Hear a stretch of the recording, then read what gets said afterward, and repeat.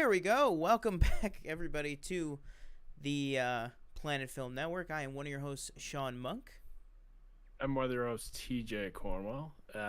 Today, this is the 100th episode. We finally made it after 2 years. Well, almost 3 years at this point. Yeah. But, because we are now in 2023. Happy New Year, by the way. A lot of off weeks. Happy New Year. So this week, we're going to be talking about The Godfather Part 1, which we have never talked about. We're also going to talk about Avatar The Way of Water, because I finally saw it over this past weekend. And then I think there's a few tiny bit of news stories here and there. We got, unfortunately, some life and death to talk about this past week.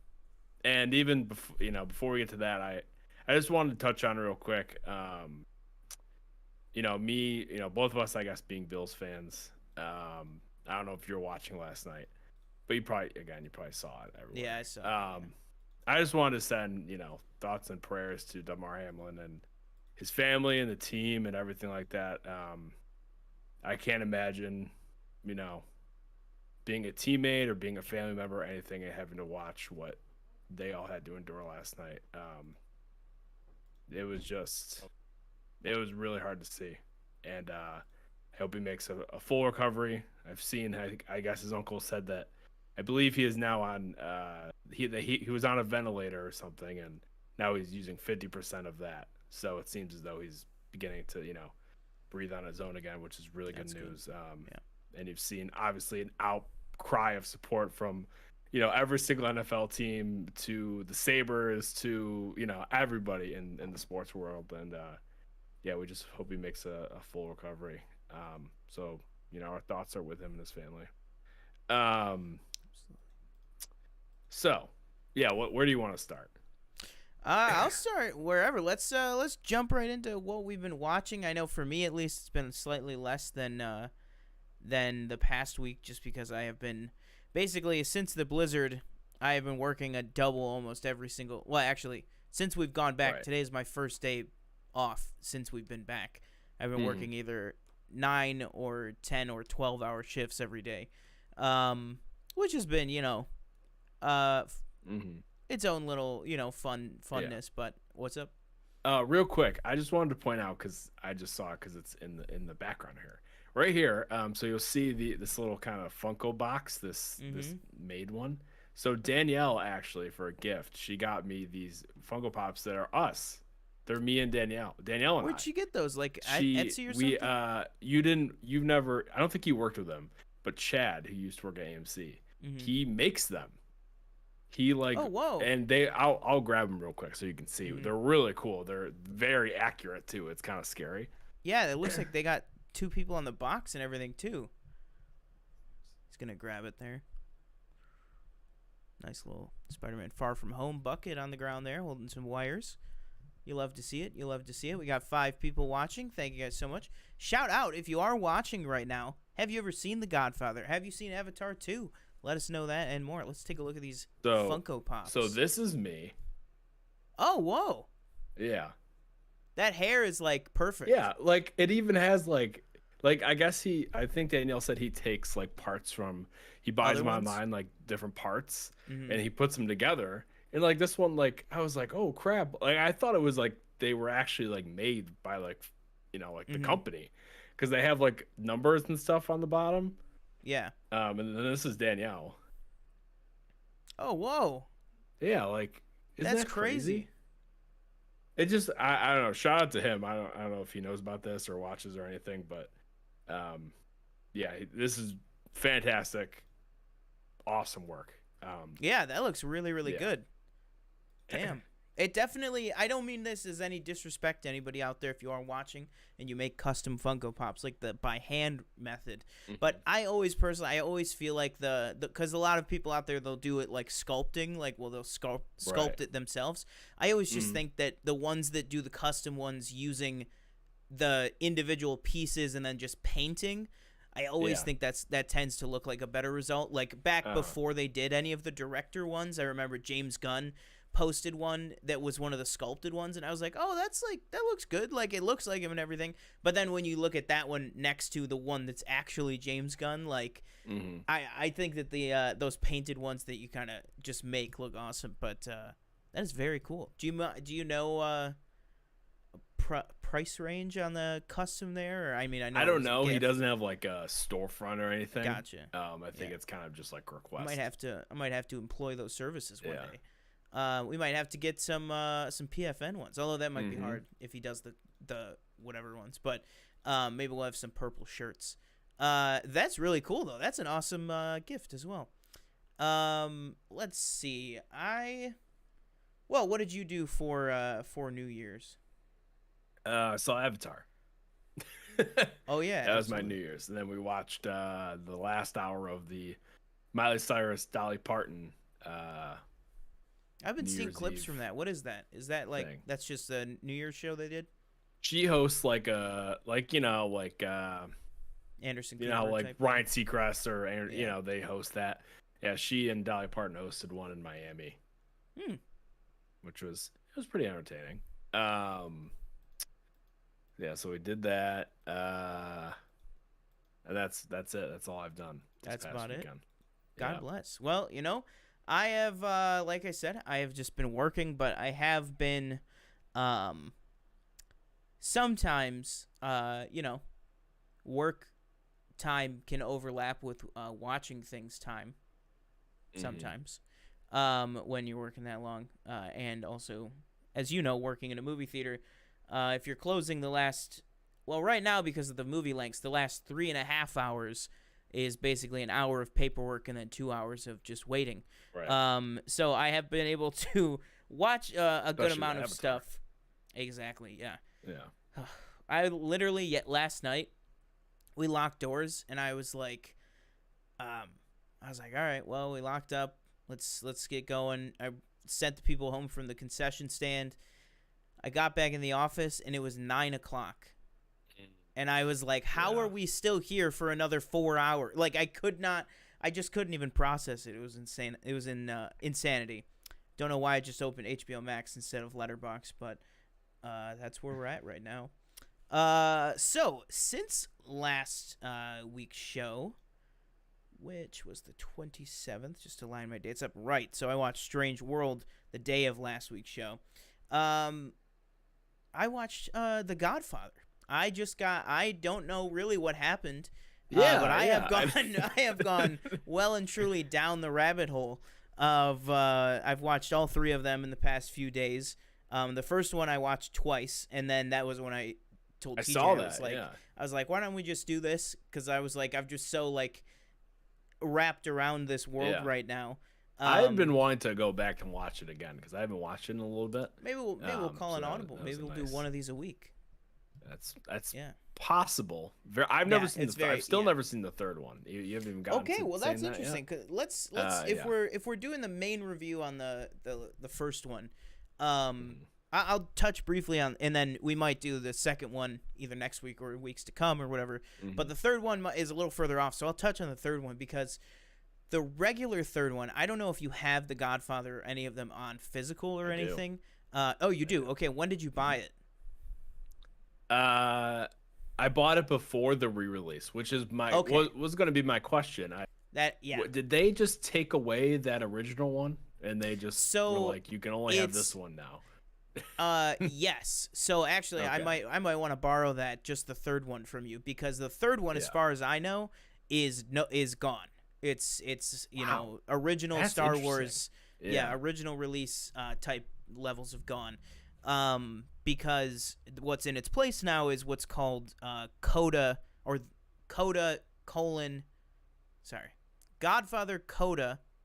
The Death of Michael Corleone. Like, that's the only other movie. So that's what used to be called The Godfather Part 3. There's about an hour taken out of it. I just watched it yesterday. It was my first time watching the Coda. It had a nice. I think you have the wrong one logged on here, by the way. I think there's no version. There's I couldn't find it. Yeah, anytime I looked up Coda Death of Michael Corleone, the only thing that it would revert to was The Godfather Part 3. Interesting. Okay. Yeah, because I was trying to find. I was trying to do two things because I also wanted to watch what I watched. I don't know if Michelle in chat here might want to lend some knowledge to this, but I believe the first time I ever watched The Godfather, it was the TV version, the complete novel for television, which basically took the first two movies and put it into chronological order. It was like a very, like widespread version. Like I've been listening to podcasts on The Godfather and watching videos and stuff, and a lot of people, that's how they first came to it, because most times it played on TV. That's what would play, would be that edit. So you start with De Niro and then you move, throughout. That I can understand because that was a TV exclusive. That is gone. Like I was on Reddit. I was in deep Godfather Reddit pages, and they were like, there used to be a link to the whole thing on Vimeo, the 7-hour cut of it all together. But that's been taken down. So as far as I know right now, there might be some guy out there with like a private link to it or something, but there's no public way to find it, which I would want to watch that. But yeah, the third one though, the Coda, I think really elevates the third movie. I think the first and foremost thing that it does is it really cuts out a lot of Sofia Coppola, Mary Corleone. I've always heard that is one of the biggest problems with it. Yeah, she's a great director. Don't get me wrong, she's a fantastic director for sure. But acting wise, I don't know, might not be there. But she is mercifully in about 4 big scenes, and then don't get me wrong, she's throughout the movie, but there's a lot more of her in that original cut. There's a little bit more of a balance between Michael and Andy Garcia's character. And overall, I just feel like it flows way more coherently. Like it just makes a lot more sense. The very end, I guess, can we spoil Godfather 3, do you think? I mean, you'd be well. I guess the movie I want to spoil doesn't even exist anymore, so I guess I'm good. Yeah. So the original Godfather 3 ends with this jump forward that's actually future to the movie, because the movie came out in 1990, but the jumps forward to 1997. You see Michael alone in Sicily in like old man makeup, and then he dies by himself. Like that's the end of the movie. The end of the Coda fades to black after the opera scene. And then it comes back up to old Michael sitting there in the chair, but there's no text on the screen, nothing, no hint of like context or anything, and it's just him feeding the pigeons like the bread or whatever. The old man on the bench. Yeah, and then it just fades to black. So basically the key difference is you don't see him die, which is weird because it's called The Death of Michael Corleone, and in this version now he doesn't necessarily die, even though if you've seen the other version, you know that's where he normally does. So that was the only thing that was a little wonky to me. And then also I think there's still just issues with Godfather 3 that you can't repair with an edit, which is things like watching the three of them back to back to back. Michael goes from a complete introvert, bad at communicating, bad at forming human connection, to all of a sudden in the third one, he's like Al Pacino, and he's like, come on, Kay, it's been, let's give it another go. Like, like that's not a legitimate line, but like he just turns into this kind of like boisterous Al Pacino. Yeah. And it just very much does not feel like the Michael from the first two movies. And now granted, you could say, well, it's been 20 something years. And I get that. That's fair. But that to me is probably still the biggest issue with it. But I will say, if you are going to watch the whole trilogy, I think that the new version is definitely a better cut of it for sure. Well, who knows? I might pop in that disc and it might just be like, nope, can't do it anymore. You have it. It got to me somehow. Oh yeah, if it says like region locked, yeah. They snuck it in. Francis Ford Coppola came in the middle of the night. I can't. He's not actually. I had always heard it was like obviously very well below the first two. Mm-hmm. And this re-edit only came out within the past year, I believe. Yeah, it was during COVID. It was I think it was like August 2020. Yeah. Was this a streaming thing that you saw it on? Yeah, I watched it. Because when I was watching on Peacock, I didn't see that movie on there. It's on Peacock. It's it is, okay. If you look up The Godfather, like I think it'll bring up those three, and then a documentary, I think, Okay. But yeah, this whole past week though, like since I've been watching it, it's Mhm. been all over the place because I mean, granted, a year happened since our last show, but like in 2022, it was on Prime, and then for a few days from the 29th, it was on nothing. It was gone from Prime, and it wasn't on Peacock. So I bought it. I went in and I just like I had enough, so I just bought the 4K digital of it, so that I could watch it again. And then like 2 days later on the 1st, I looked it up again, and they were all on Peacock. So if I had just waited 2 days, I wouldn't even have to buy it. But yeah, so now I don't know how long, because it seems like their rights are very up in the air with these movies. But right now they're all 3 on Peacock, I believe. But yeah, so that is some of the stuff I've been watching. Then other than that, jeez. I rewatched Moneyball, one of my favorite movies of all time. Great movie. Absolutely fantastic. Watched Journey to the Center of the Earth from 2008 with Josh Hutcherson and Brendan Fraser. Really, really love that movie. We're in deep schist. That's basically my favorite quote from that movie. I watched White Noise on Netflix. Yeah, how was that? It was okay. It was okay. It was. I wrote in my review. I gave it 3 stars, and I just wrote "oof" on Letterboxd. Yeah, you said no Marriage Story. Definitely not. And I thought to myself, I was like, maybe it's because it's a Netflix movie, but then I remembered Marriage Story was a Netflix movie. It was, yes. But I don't know. Very, very interesting. But just not really for me. I thought that Don Cheadle was great. I thought that Adam Driver was great. I thought that Greta Gerwig was great. I just didn't really care about what was going on the entire time. Right. And also I get the kind of eccentric, weird hair, weird outfits, like 80s kind of like surrealism. Just didn't pull together for me. I feel like this is how other people felt about Don't Look Up last year, which was a movie I really did like. Then I checked out Roald Dahl's Matilda the Musical, which is the new version of Matilda that came out in UK cinemas last month and then dropped on Netflix everywhere on Christmas. Check that out. I gave it 3.5 stars. I thought that it was really, really good. I'm usually a sucker for musicals that are done well, like Les Mis, Moulin Rouge, stuff like that. And I thought that this one was definitely done well. And Stephen Graham from he's gonna play Toxin. He's the cop in Venom 2. He was like really fantastic. He plays the Danny DeVito role from the 90s one, like he plays Matilda's father. And he was just like on fire in every scene. They gave him these big fake like white buck teeth that like always are like sticking out of the front of his mouth, and he is just like going full like stereotypical English accent, just over the top, like hamming it up, and he was so great. Lashana Lynch was fantastic in it, and then Emma Thompson, I mean, she was like having the time of her life under all that makeup. She was just killing it, like hamming it up to the extreme, and it's so freaking good. And then just about an hour ago, I just finished on HBO Max. What is his name? I want to get his name right. Andrew Callahan, who, for those who don't know, he's a big TikToker and like has a big Instagram account and everything.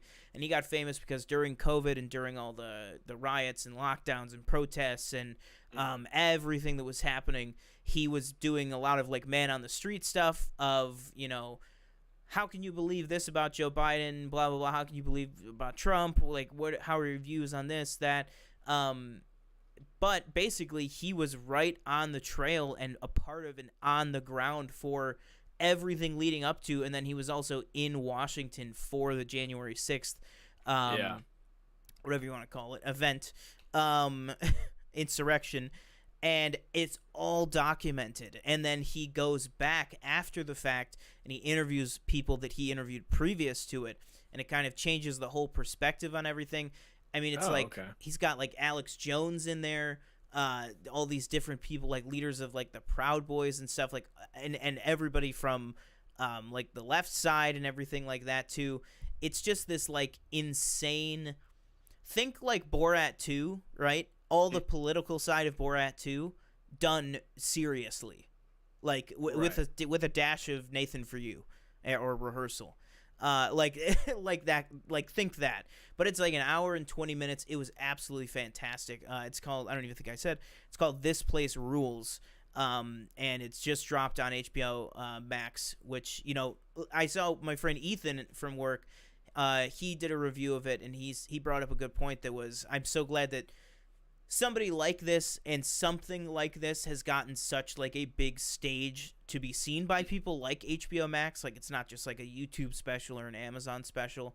So I'm, and also just taking everything else aside, I thought it was a brilliantly made documentary that was very even-handed on both sides of issues and everything, and kind of came to a very nice conclusion.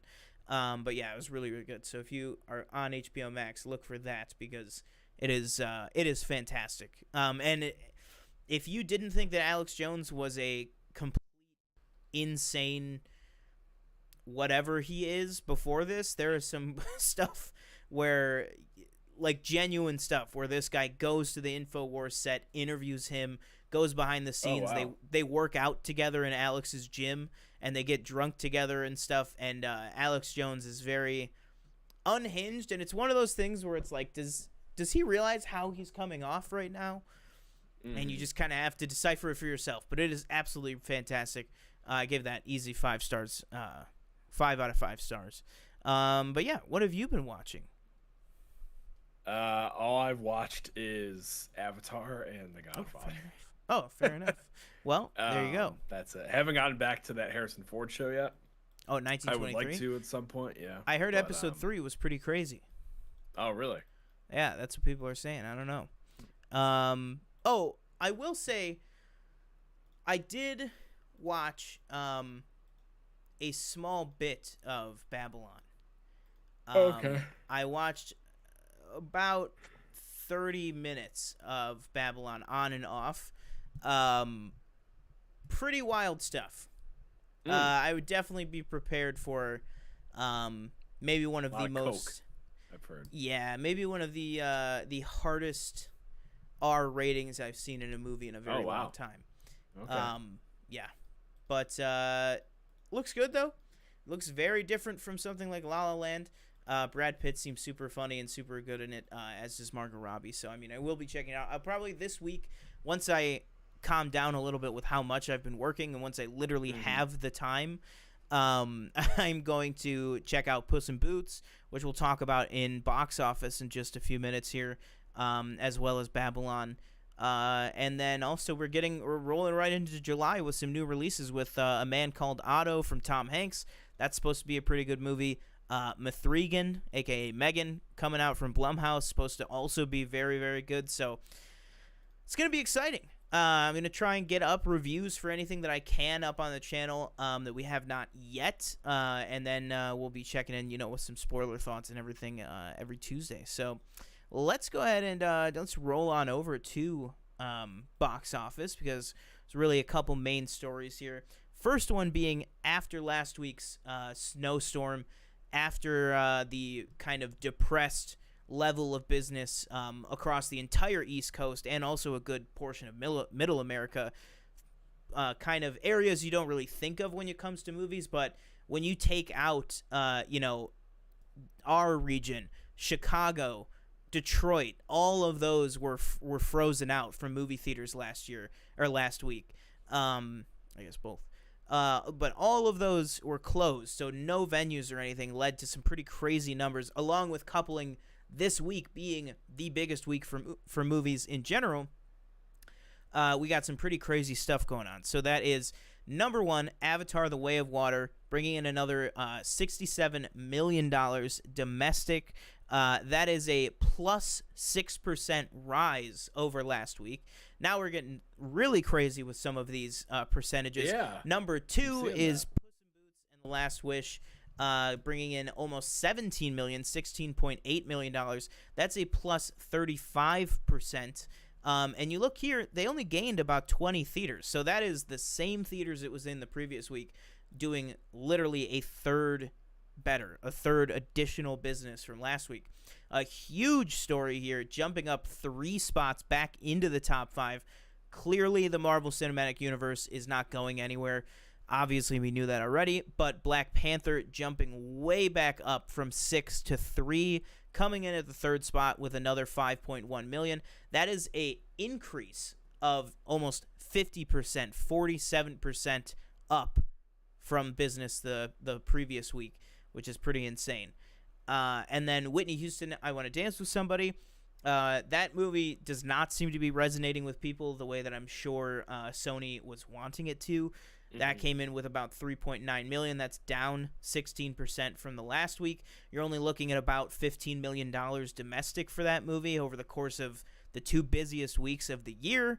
Not the expectation I think that Sony had from that. Again, speaking of failing some expectations here, Babylon bringing in $2.6 million, a very, very steep drop-off when you look at this week, not a normal week, but 28% down from the last week, just barely scraping in $10 million domestic, which is really, really, really not what you want for that movie, but as we've talked about before on this channel, it is kind of something that Paramount realistically can afford because they had such a great year with Top Gun Maverick, which Top Gun Maverick we'll also discuss in a minute here.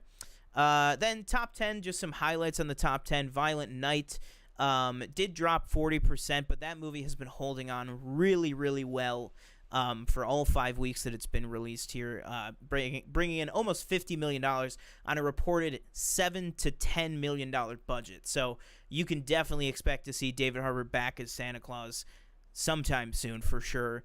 The Whale making a slight, I'll say Fableman's size comeback in the box office, going up to 620 theaters, bringing in total $5.8 million right now domestic. The Menu just dropped on HBO Max, as we said, but it's still in the top 10, coming in at number 8, picking up another $1.1 million. That is a jump of 62% the same week that it goes to streaming, which not technically for free, but if you have an HBO Max subscription, shows people are still willing to go out to the theaters to see something like that.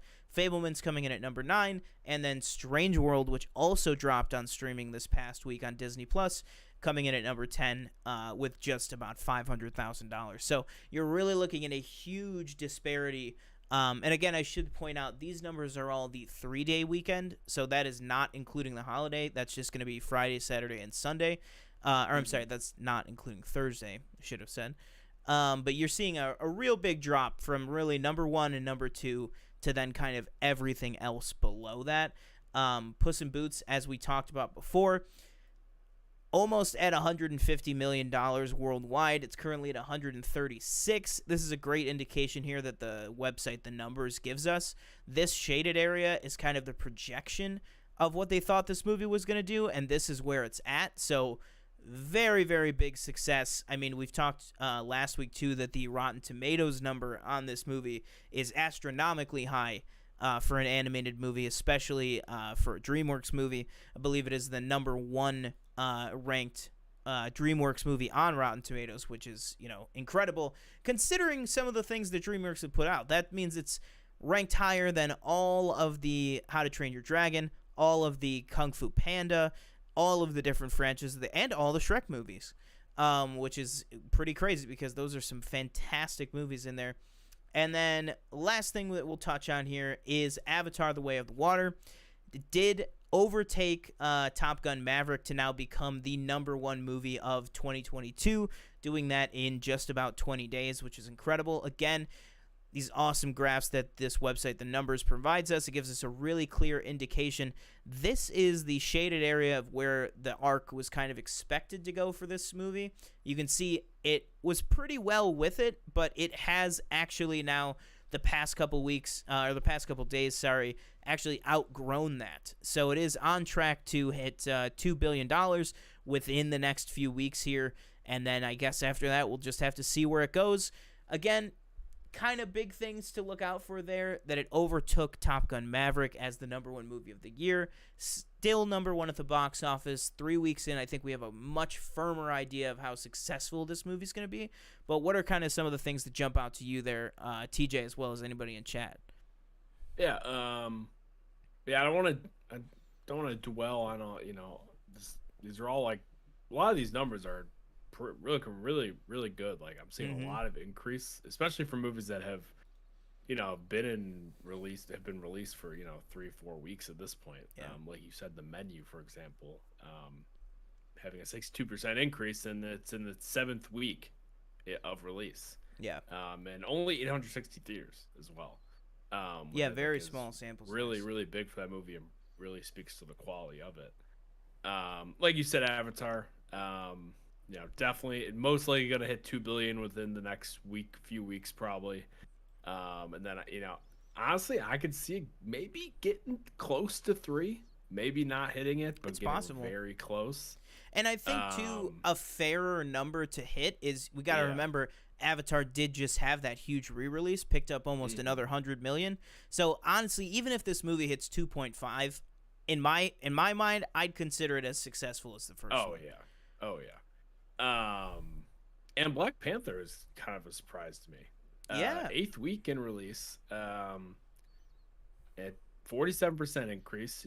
They increased theaters by 60. And yeah, so it's still hanging in there. For people saying, MCU Phase 4 not the greatest, not their favorite. Clearly the movies still have the legs to make more and more money. And then Babylon's not really a surprise to me. I don't know what the budget on that was for that movie, but it's probably not going to make it back if I had to. Yeah, I would agree with that. Now, something I feel like Babylon is a movie designed that it's okay to not make its budget back because it is kind of an awards baity thing. Something that I do think is a little bit, and we've talked about before how successful Paramount's been. Something I think that's a little bit more of a precarious position is Sony with the Whitney Houston I Want to Dance with Somebody. It kind of reminds me of the Birds of Prey situation where the movie was called Birds of Prey, and then like that weekend, I don't know if you remember, even in our AMC apps, they changed the movie the week it came out to Harley Quinn and the Birds of Prey. Like they like changed the actual like SEO title to that. They did the same thing here where all the first trailers, all the posters that we have at our theater, they all just say I Want to Dance with Somebody, but just this first week of release, they changed it to Whitney Houston's I Want to Dance with Somebody. I feel like that was probably as a last-minute effort to really convey to as many people as they can what exactly this movie is, and I just don't think it was enough because, I mean, they were saying that movie is in close to $50 million for the budget on that movie for a biopic, which is pretty insane to begin with. But we'll keep an eye on all these numbers, see where they go in the weeks to come. But let us know. What do you guys think of some of these box office stories? What do you think of some of the things that are going to continue coming out for Avatar, for some of these other movies in the weeks to come? So we're going to go ahead and move on over to some news before we get into our 2 big reviews here. And I'm just going to start at the bottom here and see what kind of pops off to any of us. So obviously, we talked at the top of the show about the unfortunate situation with DeMar Hamlin at the Bills game. Something that happened just a few days before that was like, what the hell is going on, was on the 1st of January. We got a pretty, I don't even know what you would call it, pretty like whirlwind, like what the hell is going on news about Jeremy Renner. That the actor had been involved in a weather-related vehicle accident. And then and had been airlifted from his home in Nevada to the nearest trauma hospital, which was like, what the hell? And then the next update we got, I felt, was even worse news, which that was the one where they said that apparently the vehicle ran over his leg and that he lost a lot of blood and that he was being hooked up to everything. And then it, you're thinking for a little bit there, like, what the hell is going on? But finally today, Hawkeye himself did go on social media. Now, I will say, his picture, he's a little beat up in here. So take that as you will, but he did jump on and say, "Thank you for all your kind words. I'm too messed up messed up now to type, but I send love to you all." And that's after we also heard from his family yesterday, who basically said the same thing, that he still wasn't conscious at that time yesterday, but that they were, so moved by the outpouring of everything. But I mean, what did you think when you heard this news? And then luckily seems, it's going to be a hard recovery, but he seems to be, doing a lot better. Yeah, I didn't know he lived in Nevada. So I was, like you said, it was like he was plowing snow or something. Yeah. And I was like, does he live in Buffalo or something like that? But yeah, glad he's okay. I saw a report. It was like describing like what had actually happened. I thought I saw something where he was like you said, like his leg was crushed. I thought I heard that something was like pinning him down like over his back or something, where they had to get him out or something crazy. It's gonna be crazy to hear what actually happened. But like you said, it was one of those things where I woke up at like 7 o'clock in the morning or time, and I was like, well, I didn't expect to see this on my Twitter feed today. Yeah. So yeah, thoughts and prayers go out to him. Hopefully he makes a full recovery. Yeah, absolutely. That was crazy. I mean, I hate to just say it because not really just Marvel fan, but the guy, he's a great actor, but also you got to admit the food on the table he's a big action star. Like, Right. he's I hope he makes a full recovery so he can kind of get things going. He's got that show Mayor of Kingstown is starting up soon, the second season of that, or I think it's maybe going right now. He's also got that new Disney Plus renovation show, Renovations. So hopefully he can get back on the horse and continue renovating all of our hopes and dreams for many more years to come. Next up here, some big news for you. Deborah Jo Rupp has been cast in Agatha Coven of Chaos. One would have to assume same role that she had in WandaVision. What are your thoughts on this? Are you excited? Does this mean we're going to kind of explore some more of the fallout from Westview? Some of the people that we were, taking advantage of? Is Norm going to be making a comeback? What do you think's going on? What do you think this means? I would have to think so. Did we ever get like a kind of like a prelogue or a prologue to, No. Any sort of how we got to where we are or any of that? That's the I mean, correct just- term, right? just I get those with, confused. Prologue and epilogue. just with what happened in whatever that was, the second to last episode, I think. Right. Just where they show the actual Westview. But that's it. Are we gonna get it? Obviously Deborah Jo Rupp was great in that show, but are we gonna get Evan Peters back? Is that a possibility? I don't know. It could be, because I mean, if we're going to, like you said, if this is going to be a pre-Westview, pre-Hex incident, Yeah. I guess it would make sense that he is still living there. That's what I don't know. That's what I'm just kind of assuming. If she's gonna be in it, I'd have to imagine we're going because what do you do with it? Well, then again, actually, I just remembered. Where do we leave Agatha? Agatha's in That's Westview. what I was thinking. Is she just like in? Yeah, But remember she did turns Wanda her into leave a them regular all- lady. But did she leave them like all trapped in there? No, Didn't she remember, lift the because whole they all like broke out from the curse, and they were like, "You Oh, fucking right. bitch!" Oh, and yeah, Monica right, was like, right. "Who hasn't taken over a town?" Right. Yeah. Oh, okay. Oh, yeah. Okay, Monica. Who hasn't done that? Yeah, exactly. Well, Listen, nobody we has, all except do for you. crazy things. Okay, I'm gonna go kidnap a 16-year-old and Yeah. take her away from her family.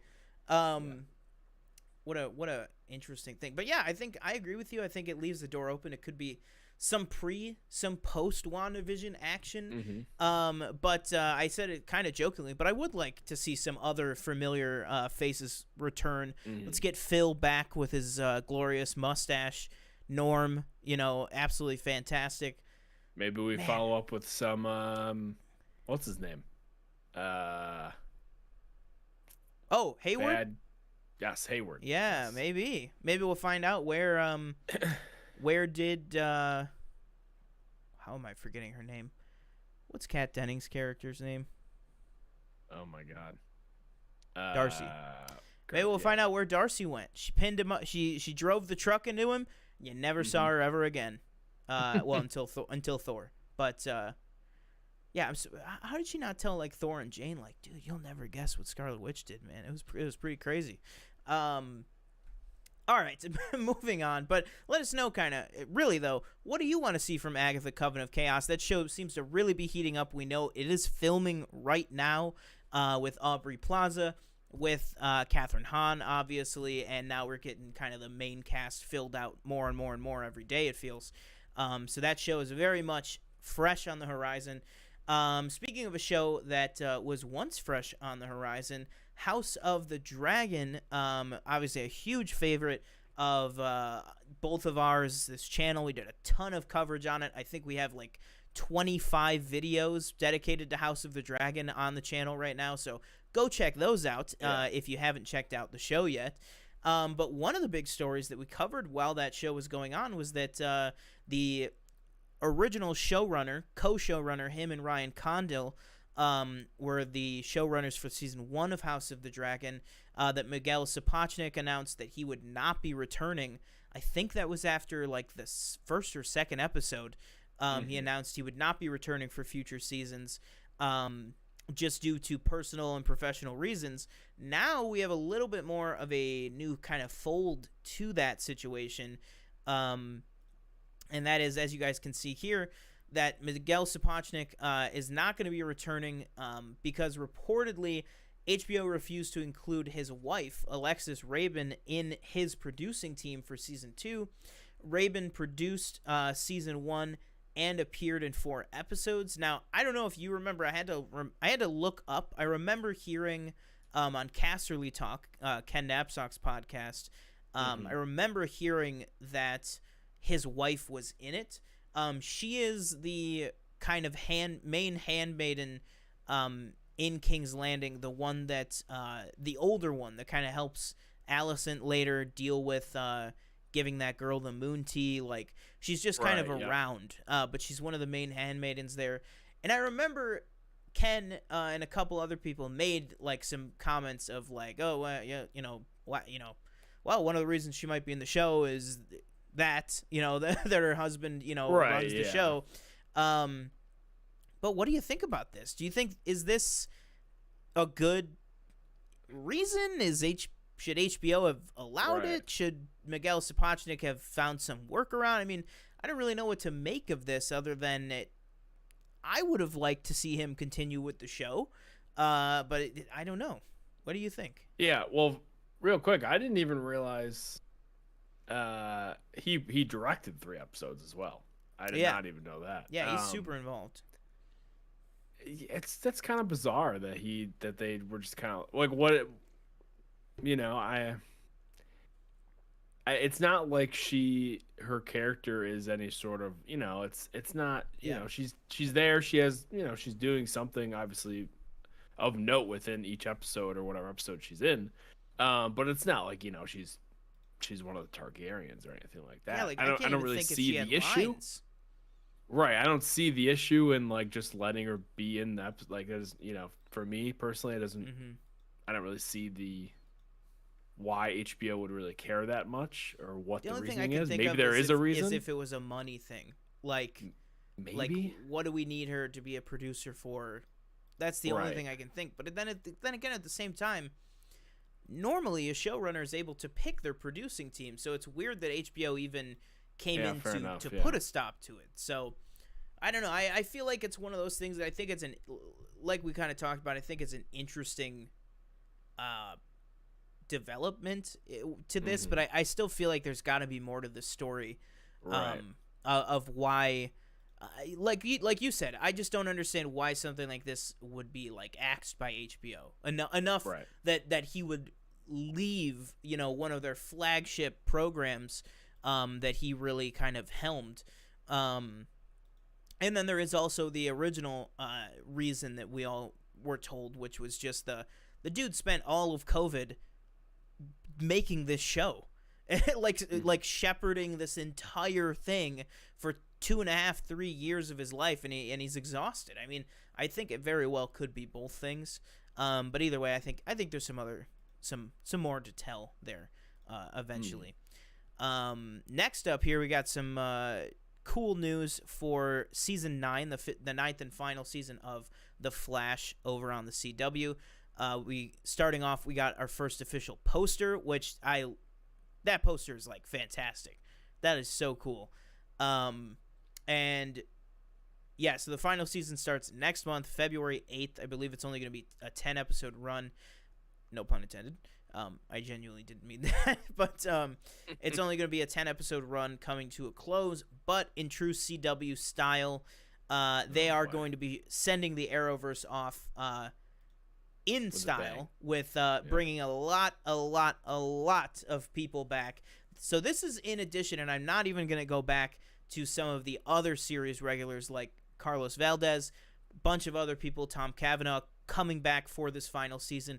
We now know as of today that David Ramsey will return as Diggle in the final season of The Flash, which of course you can't send out a CW show without Diggle showing up.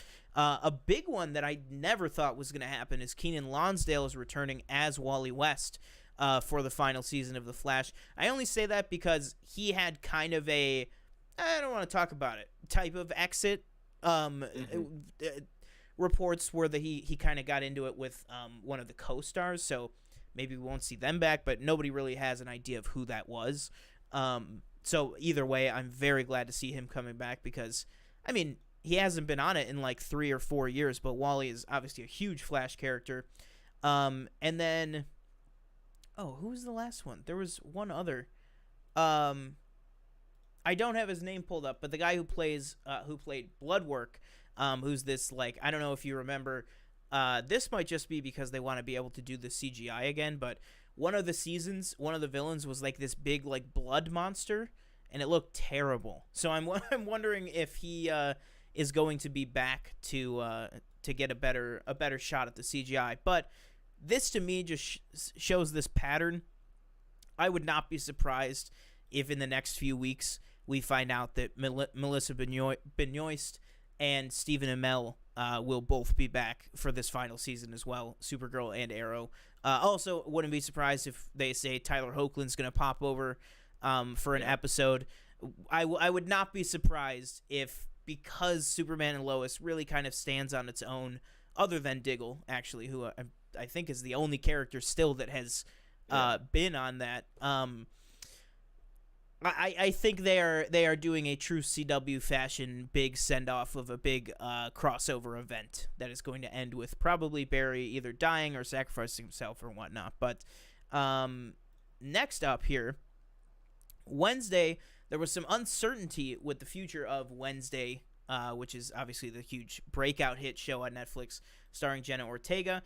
That because the Addams Family is a long-owned MGM product, and IP, if it was going to be kind of ripped away from Netflix and pushed to Amazon Prime, since Amazon Prime now owns MGM. But fret not, basically, Netflix came out and said that the deal was in place many years before, for many years, that they bought the options for a long time. So it looks like Wednesday will be staying a Netflix original for at least the foreseeable future. But again, another kind of wrinkle to this is that Wednesday now is, I believe, the second highest watched television title of all time on Netflix and the highest watched single season of television ever on Netflix. So what do you kind of think about this? Are you happy that it's staying there? What do you think about just the fact that it has now overtaken Stranger Things to be the #1 watched television show ever on Netflix? Yeah, I'm glad it's staying. Again, I know everybody says it's so good. I just don't really have a desire to watch it at any point. Mm-hmm. But it's nice that it's staying. Netflix could use all the success with its original shows that it can get. Yeah. And I still don't know. I still don't know what to believe when Netflix says stuff like that because they just don't release their numbers. So how are we supposed to know for sure? But I think it's plausible. And I'm glad that it was just so successful, and hopefully they can sustain that with the next season. Absolutely, I agree. But I was just thinking about it here while you were talking. think about Daredevil and everything. Because they licensed it out, though, that means that one day Wednesday will be off of Netflix, right? Because if it's the same situation as like Daredevil, okay, Netflix can make the show, but one day when everything reverts back to Prime, the show's gonna have to be removed, which is like, that's just crazy. It's so wild, all these streaming rules and regulations and everything. But I digress. One fun thing here that I want to get TJ's thoughts on. We got Invincible is coming to Fall Guys. This comes after basically, finally, speaking of Amazon again, we got confirmation that Season 2 of Invincible is finally coming out this year within the next few months. So how do you feel about that? How do you feel that the Invincible train is ramping up once again? Cool. Great show, great comic book, and glad they're coming to Fall Guys, even though I haven't played that game in a long time. But cool to see. And then the last thing we'll talk about, just because I know TJ was so happy about this story, is apparently James Corden, which all these interviews that James Corden's been giving, he just sounds like he's the most in-demand guy in town, doesn't he? Doesn't he just sound like he's just... he's been up for everything. I have never professed myself as a James Corden hater, but I feel like every time he comes up in something or other, people always say he's just a shitty person. And I guess I'd be inclined to believe them at this point, because I feel like every time something happens, yeah, that's what I'm hearing, that he's just sucks. And he's, there's always that story about, you've probably seen this one. I think it came out a while ago, that he was like this guy was a waiter, and James Corden treated him like terribly. And that there was that story of the chef that like said that he was banned from his restaurant or something like that. And I think the chef said maybe that never happened, or something, like he reverted back on it or something. But just reading this real quick, from Discussing Film, the guy from Deadline says James Corden says he almost starred in a version of The Whale directed by Tom Ford. What a movie that would have been. I've said this before, I'm gonna say it again. I think James Corden should just stay away from movies. After Cats, I don't know if we need to go down that road again. I know he has this thing with Peter Rabbit. That's great. You can do that. But it's fine. We don't need it. It's okay. You don't have to. You don't want a Rumple teaser origin movie? Come on, man. No, I don't.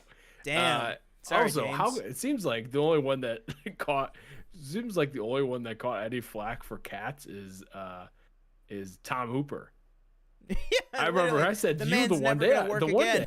Remember I told you, I go, did he just fall off the face of the like? He's not been heard of from a big cat litter box. A big cat litter scooper came and went shh, and they picked up Tom Hooper and never to be seen again. By the way, when is James Corden he's leaving, isn't he? When is he gone? I feel like he's been leaving for a year, but yeah, supposedly he was just on with Josh Horowitz's show Happy, Sad, Confused, where a lot of this came out, where a lot of these different stories.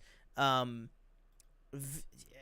don't know, man. It's just very, and he's like, how do you feel about going into this new journey of or this new era of your life? And he's like, yeah, I just really want to see if there's something else out there that I'm really good at. And I'm like, maybe look back at the first couple phases, because I don't know if there was any in that you were really good at. I don't know. I mean, I can't speak to how he was as a late night host. I always find those bits very funny. Like him, he had some funny ones with Gordon Ramsay I found funny. Yeah. So to that I will say he was funny. I never watched any of that. With other celebrities, but I think I haven't seen The Whale yet, but I'm gonna take a guess, say we got the right version. We got one. Considering Darren Aronofsky was like, it took me years to figure out who was perfect for this, and I got both of them with Sadie Sink and Brendan Fraser. I don't think that would have actually happened. Michelle says in chat, I will never understand the appeal of James Corden. Yeah, I agree. Go. Who are you a late night fan of? I don't watch those shows. I never have. But if I were to ever go and watch bits or interviews or anything, for bits it would be, for me it's Conan, and then for interviews it would be you know exactly who I'm gonna say, but Colbert? I can't think of John Oliver? No, English. Graham Norton. Yeah, I 100%. Yes, I agree with you 100%. I was sitting here and I was like, well, Conan, unfortunately, is no longer part of the late night scene. Right, He's yeah. still supposedly making some sort of comeback on HBO Max, but who knows what's happening. I did with listen any to of some that. of his podcast clips, which Yeah, were his kinda funny, podcast is but, fantastic. That's like the one thing. I think secretly, I hope that David Zaslav never looks at the balance sheet and sees anything from Team Coco, because they're just still on the Warner Brothers lot, and I don't think anyone knows that they're there. He's got like a brand new podcast, like neon sign and everything, like this whole new studio. I don't think anybody's checking in on their books. So maybe he's just, doing everything he can while he can. But I would say overall probably Conan, and then I agree. Chat show, I don't think anybody chats up celebrities and gets them talking and having a good time like Graham Norton does. They just look so comfortable on that couch, No, exactly. Like, I always think back, Jimmy Fallon, I remember when that one person played the What's in the Box game. That was funny. Graham Norton, I'm like, Hugh Jackman, Ian McKellen, and Patrick Stewart. Hilarious episode. Oh, my God. Tom so Hiddleston funny. and Robert De Niro. Like, I can remember these interactions. I can't say that for any John other Krasinski. show. Absolutely. I can't, you'd get John Krasinski and Judi Dench doing a little bit together on the couch. Yeah. I can't think of that for any other show.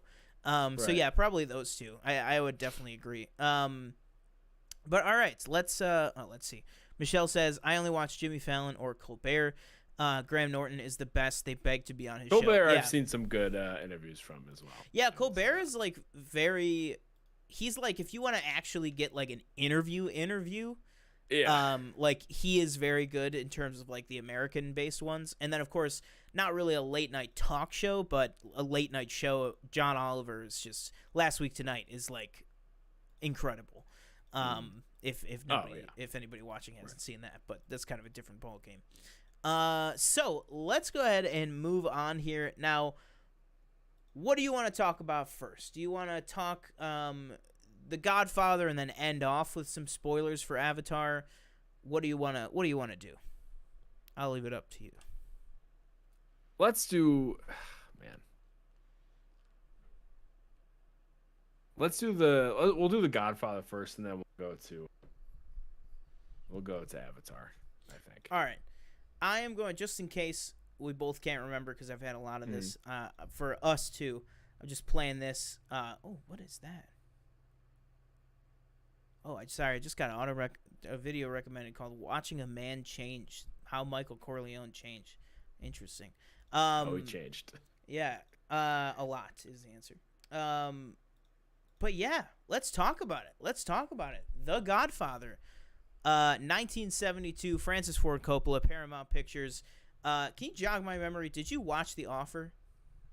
I did, yes. Okay, yes, absolutely. So, it's Godfather fever right now.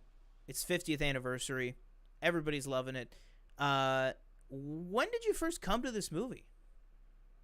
How did you first come to this movie? It was probably a few years ago. I think I just watched it because I feel like everybody always has it up there with the best movie of all time. It's usually that, Citizen Kane, and some other movies. And yeah, I just decided to watch it. I don't remember what I watched it on. But yeah, that's how I first came to it. I really, really liked it, and I've probably only seen it twice since then. But like I said earlier, I really wanted to watch it again just because I hadn't seen it in a while, and it's still fantastic. Yeah, 100%.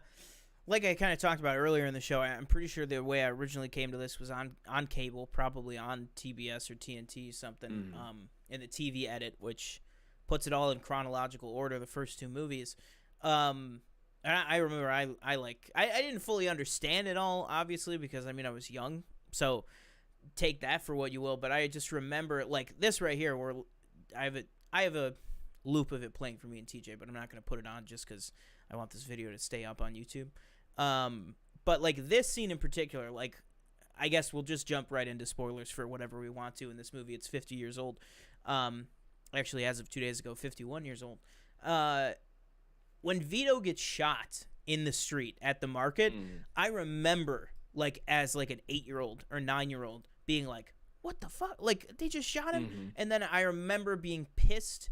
I was just like Michael. I remember I was pissed at Fredo because I was like, what are you doing? You just stay, because he just throws the gun and he's just like, oh God. Like, I just remember feeling so much about that whole scene.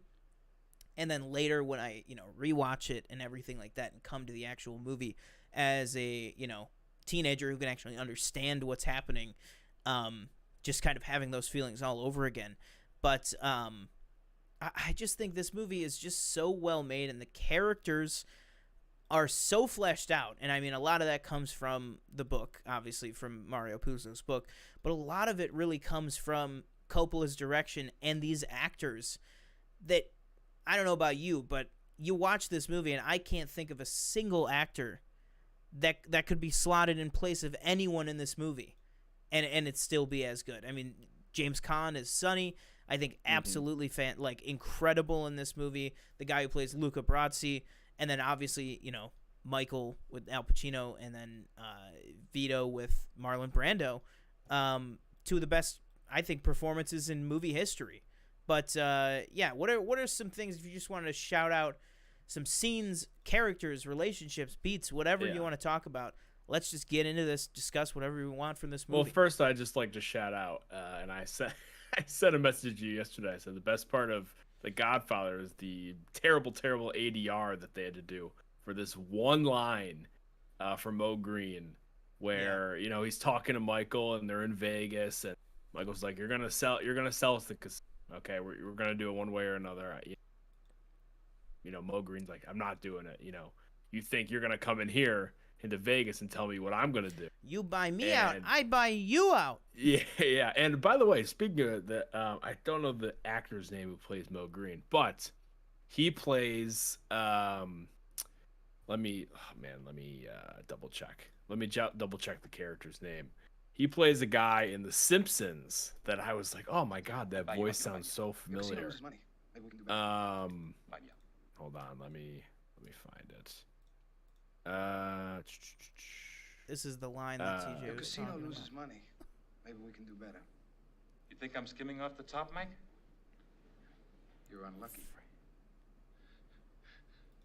Oh yeah, you'll see her. Might have to This skip movie this. is so Guineas good. really make me laugh. I do you a favor and take Freddie in when you're having a bad time. And then you this try to whole push thing, me out. I take Freddie in. Everything with Fredo in that first movie, just sets up so much of what's to come in the second one, and then his guilt in the third one. It's so well done. Right. But sorry, so he plays who in the Simpsons? I forget. I'm not gonna spend the time looking it up, but he plays this guy. He's in charge of. He runs the studio that makes the Itchy and Scratchy cartoons, and he's in 3 episodes. It's just that voice that I always come back to. It's a very noticeable voice, and that's the guy who plays Mo Green. But that scene, obviously the restaurant scene with the chief and the guy's name I'm blanking. Sollozzo and Michael. That whole scene, and just right before he's about to shoot them both, and Al Pacino's face and his eyes, you just see his eyes are darting all around, and you have the train going by and stuff and all this tension building, and when it finally pops off and he walks out, and it's just it's one of the most, it's probably the scene I remember the most from the movie. And like we both said, the tension and how it builds is just amazing. And they just set it up so perfectly, because there are so many different things of when you're seeing all of this with after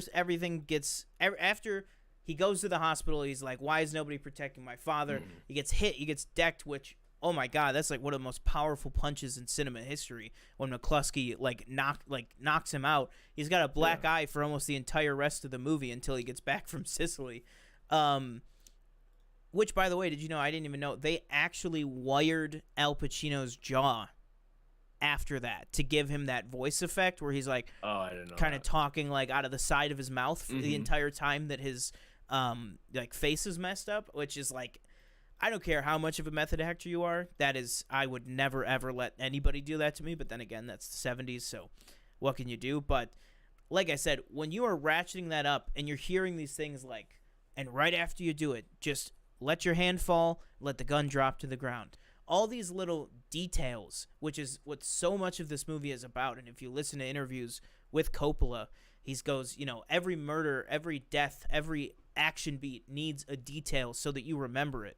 And you can really see that all throughout all three of these movies, but specifically this first one where, they go in, Sonny says, right when you get out of the bathroom, just start blasting. He doesn't. He comes out of the bathroom, he freezes. And you're like, what the hell is happening? It's just such a good way to grip your audience, to grip the person watching this, to say, oh my God, he's not doing this. Is he not going to do this? Is this going to fail? And it just keeps you on the edge of your seat throughout the entire thing. And that's just one sequence in a 3-hour movie.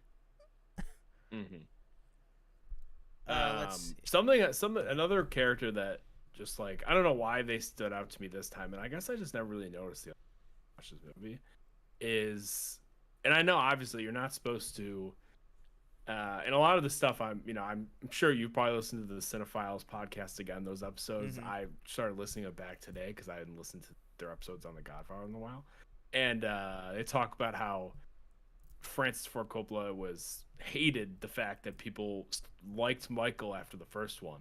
So then the second one, he doubled down on how bad of a person he is, and really wanted people to get the understand that Michael is not a good person. Yeah. But someone I really did like as a character was Vito. Just after this movie, he cares for his family. He's really kind of against the whole drug thing. He doesn't want it to hurt the neighborhoods or obviously talk kids and stuff like that. Is where they're in the gambling business and some other businesses as well, but he tries to keep it kind of just not. He doesn't want to get it messy, and he has that great line where he goes, even the judges and politicians that have been helpful to us, they'll turn their back on us if we get into narcotics. And nobody else sees that.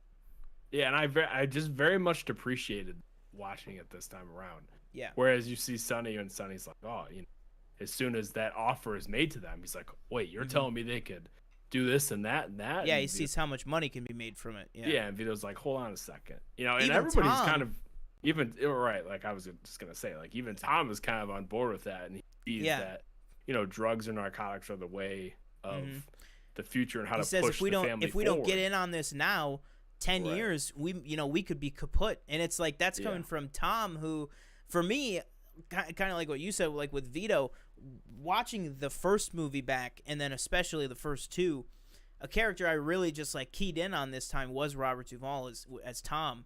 And I think because really the person that really has been studying under Vito and being right there with him in everything has been Tom, because Michael at first he was too young, then he was in the war, then he was just kind of kept out of it. It wasn't until after Apollonia dies and he comes back from Sicily that he really starts taking the reins from Vito and learning how to do everything. So it's like, for Tom to say that, it shows how resolute Vito was, that, because in essence, Tom, you could say, is Vito just again, because he's got all of his same values, everything like that. He learned right with him. But it's just that old school mentality that, again, we're not talking about Godfather 2 right now, but is fleshed out in the De Niro parts where, you see everything that Vito says in this movie really lines up with how he acted, which is, if it's something that could hurt the neighborhood, something that kids could get involved with, I'm not doing that. And that's kind of the line where it's like, yeah, Vito Corleone is not a good person. He's an awful person. But the way the movie presents him, he is the best of the evil people. You know what I mean? He is the most moral of them. And that's just something that Michael just doesn't have, because, you see so many times throughout this movie how Michael is just so closed off and calculating and everything like that, and it could be from his time in the war and everything like that too. But they're just two so different people.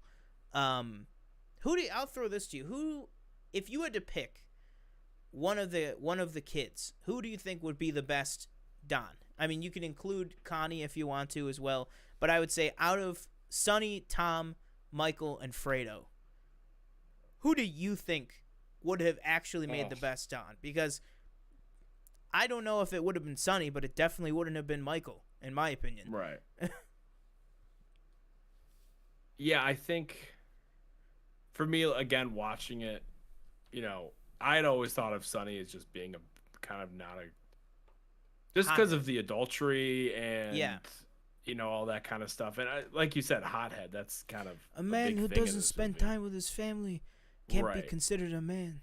Yeah. And I don't think it would be him because, again, like I said, I think that temperishness would just get him into trouble too much.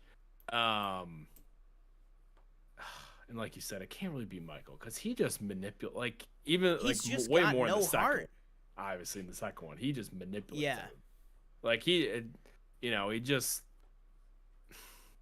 the Cinephiles episodes, they've made a really good simple analogy, which is really the difference between Vito and Michael, the first movie and the second movie, Italy and America. It all boils down to what Vito says in the very first scene with Bonassari when he's like, you know, I raised my daughter in the American fashion, you know, and it's like, he's the original first scene, which is as soon as he says, I'll pay you whatever I need, Vito goes, no. Like, that's the most insulting thing he could ever hear, is because Vito is all about relationships. Michael is all about the American transactionalism. It's all about transactions. What can I get from you for this? How can I get it as cheap as I can get it? How can I get it as easy as I can get it? And Vito is not that at all. And I think watching it again this time, I think for me, I think that the best person to actually take over, obviously not an actual blood son, so I mean it would have been awful, would be Tom because he's But then again, also they all have their weaknesses, because then Tom also, they always talk about how he's not a wartime guy. Like, I don't know how Tom would do in the pressure cooker. That did hurt me though. That scene where he's like, Mike, why am I out? He's like, yeah, you're just not. Oh, man, when it comes to wartime, you're not it. You know, and he goes, Mike, I could help. You're out, Tom. You're out. And it's like, oh my God, okay. Like, damn, Robert Duvall. Oh my God. Honestly, like I said, when I've watched these two this time, I really keyed into Robert Duvall. He is so good in this role. And it's funny because you look at Al Pacino and Robert Duvall, two Academy Award nominated actors, some of the best actors of all time. These known for these huge, big, bombastic, blow-ups and monologues and everything. And yet both of them are so reserved. I love the smell of napalm in the morning. Exactly. Yeah. And yet they're so reserved in this movie. It's like they're almost playing against type before their type was even like established. But yeah, I mean, and then going to that too at the end, like when Michael is saying all of that, like, and Clemenza and Tessio, he said, we're going to come under Branzini's thumb one way or another if you don't let us break out on our own. Once Mike leaves and we don't have his protection, we're going to be screwed. And Michael's like, no. Once we leave, you'll be free to do whatever you want.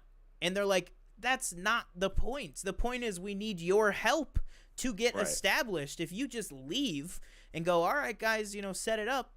And I love it's Tessio that says, and you'd have to imagine that's why Tessio ultimately flips, Exactly, because he says, one sooner or later we're gonna come under Branzini's thumb, and Michael just does nothing to help them. So why wouldn't you? Like, and then like he says to Tom, tell Mike it was just business. Something that really did really stick with me, and I could be incorrect, but at the end when Tessio's he's caught at the when they're at the house and Tom's talking to him, and they walk outside to the car and they kind of take him and load him into the car, and he he asks Tom if he can get him out of it, and Tom calls him Sal. Mm-hmm. And I think that's the first time they started calling him Can't do Sal it, Sally. instead of Tessio, which I found very interesting, where it was kind of like, this is that cutoff of, okay, you're no longer with us, you know, so I'm not calling you by your last name, which is, you know, I feel like that's what they do that a lot with some of those guys. Yeah. And that just really kind of stuck with me for some reason. I found it very, very interesting that kind of is a signal of, we're no longer working together, you know, we're separate now. Yeah, and it is almost too, because it's like you figure all of them, but you know, Tom grew up around Tessio. Like Tessio and Clemenza, for all intents and purposes, the same way Tom's their brother, those are their uncles. I mean, they were in the house every day, and I think I agree with you. I think calling him Sal says, you know, I'll address you as the person I know you as. There's nothing I can do for you. It's done. You know, you crossed that line. I get you were trying to protect yourself or whatever, but you crossed that line.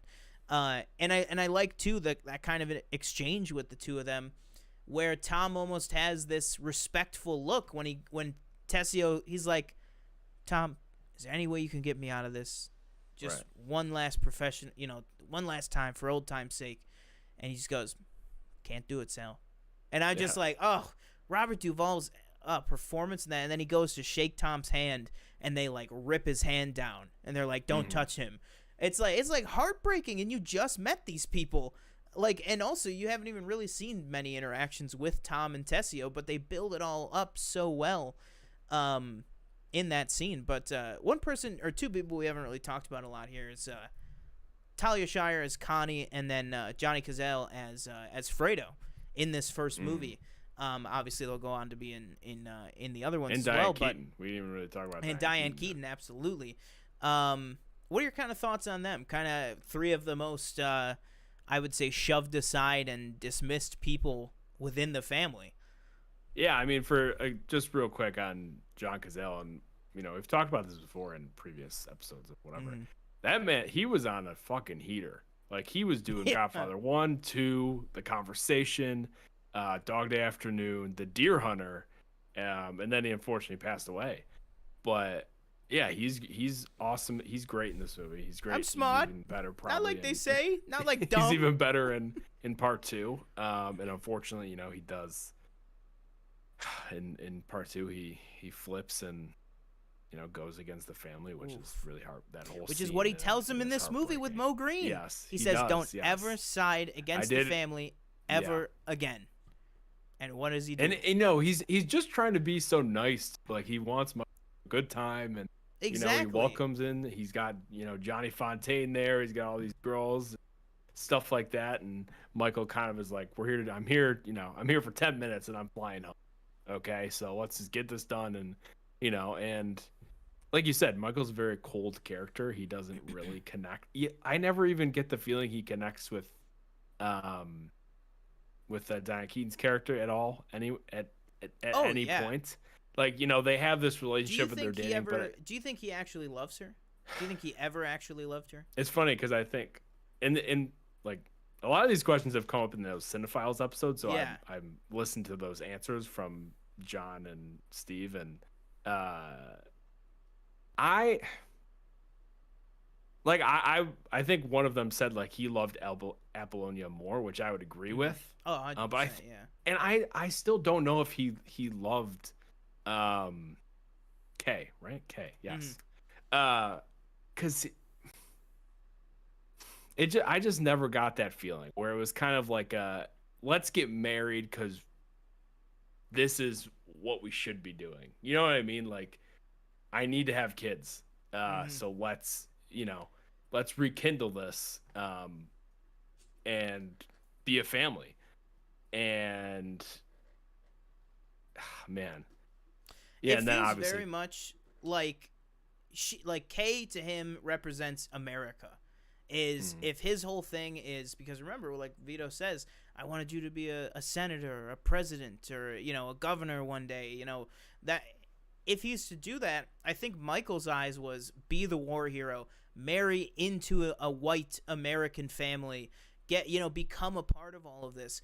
I feel like if he ended up with Apollonia, if he was actually, if they had gotten married, came back to the States and started the family with her, I think that would have set him down not only a happier path, because I think he did genuinely love her, but I think it would have set him down a path of holding Vito's values higher than American values. Because that's, again, what a lot of this movie is about, is the American dream. And what even is the purpose of the American dream?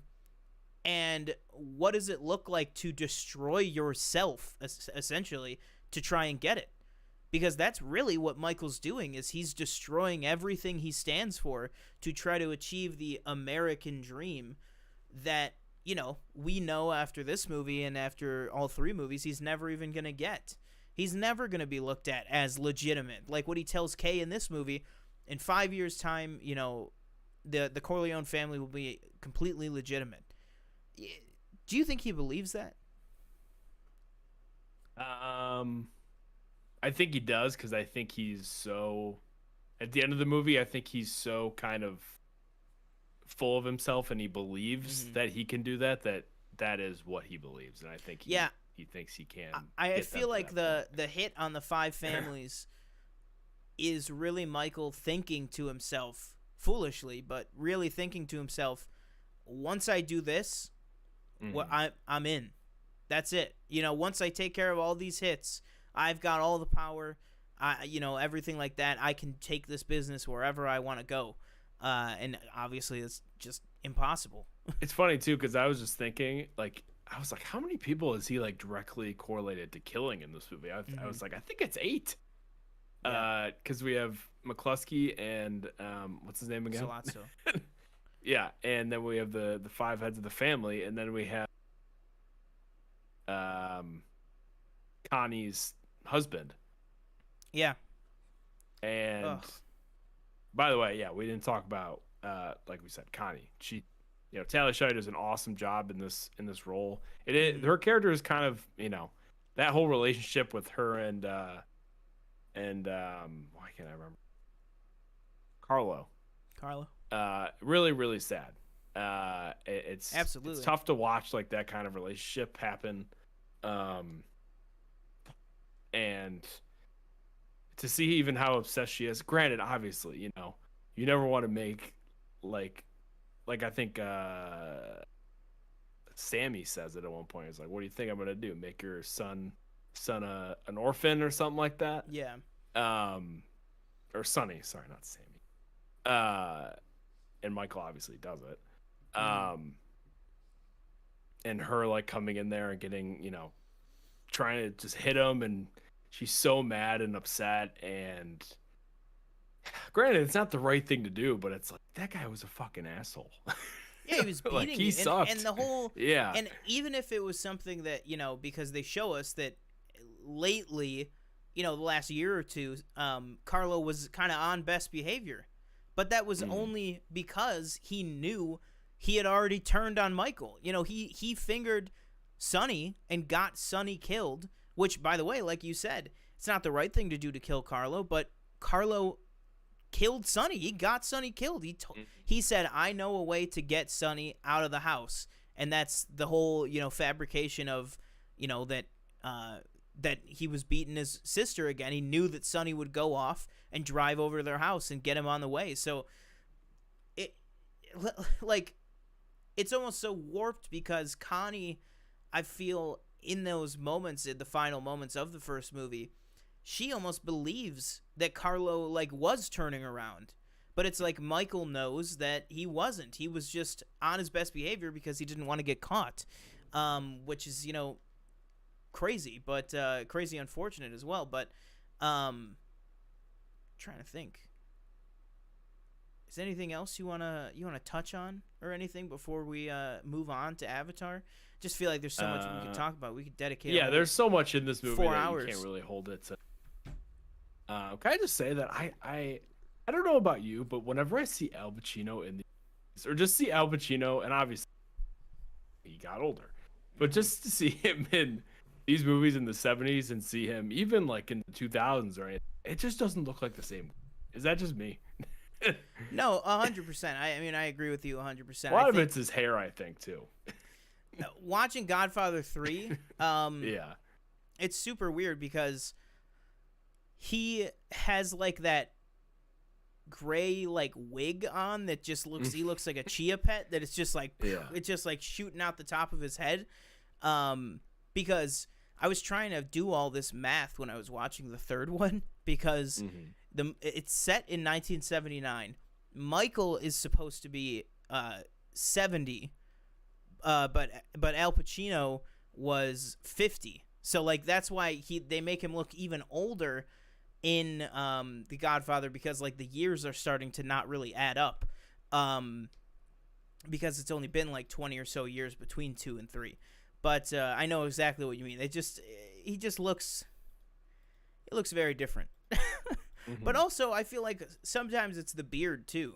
Like when you see him without the beard in some things, I feel like he looks a little more like Al Pacino. Like honestly, you look at The Irishman, right? If you look at The Irishman and then look at Godfather, you could tell that he looks a lot similar. Or even something like Ocean's 13, where he's, you know, he looks normal. I feel like he's got kind of the Johnny Depp of like whenever he's not doing a specific role, he just kind of, his hair and his beard just kind of grow out of control. And then like for something like The Irishman, cut all of his hair off, had the super short, slick back, like clean shaved look, and you know, he looked like Al Pacino again. But albeit, like you said, the guy is 82 years old, so it's like he's gonna look pretty old.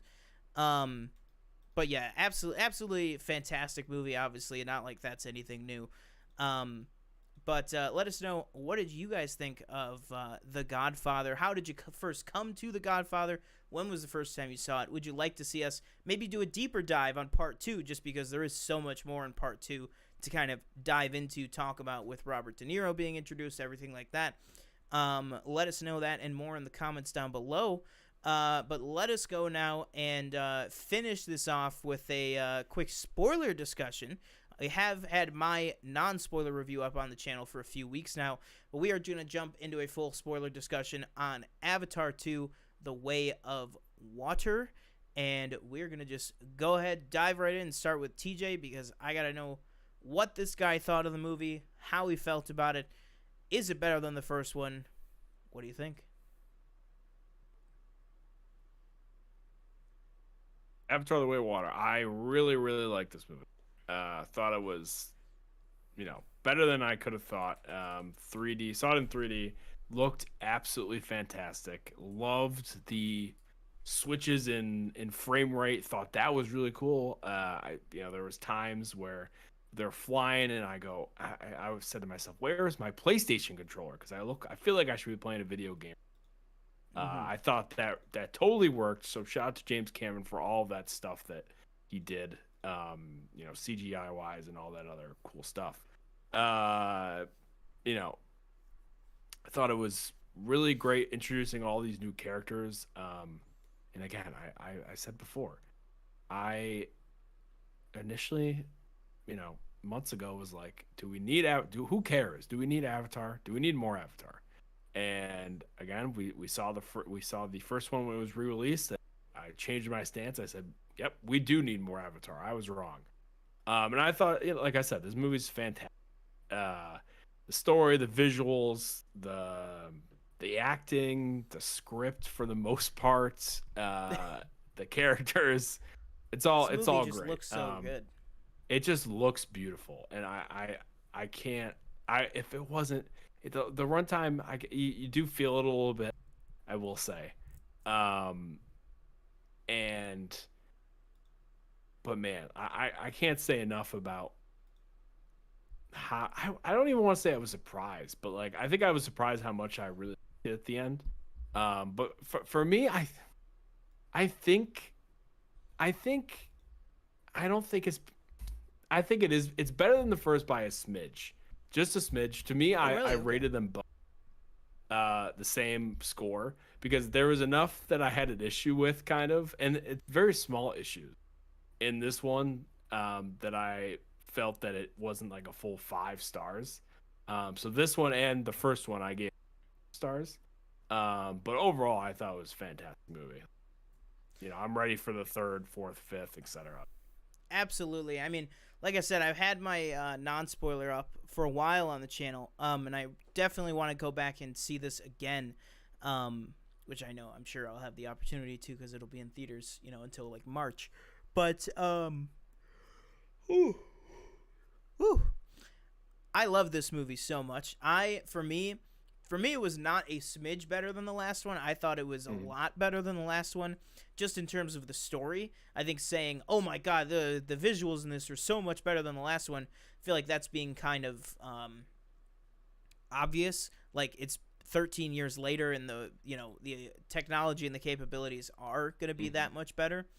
But just going into the look of it, I think what they're able to achieve with the sunlight and water and the particle effects and just what the actual characters look like. I mean, I think particularly Jake Sully and Stephen Lang's characters, I think, look absolutely fantastic in this. I mean, the photorealisticness of them. I mean, now as far as we know, don't exist in the real world.